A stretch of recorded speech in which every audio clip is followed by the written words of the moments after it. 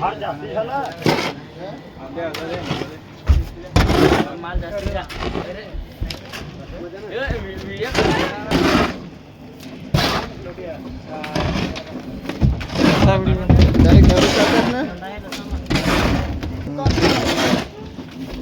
इकडे ना मालकाल इकडे ना सचिन इकडे ना जरा फिराव ना इकडे इकडे ना ना इकडे पण फिराव तिथे जायचं मालकाल कसं काय फिराव माणूस पण या पाहिजे काय टाकी जवळ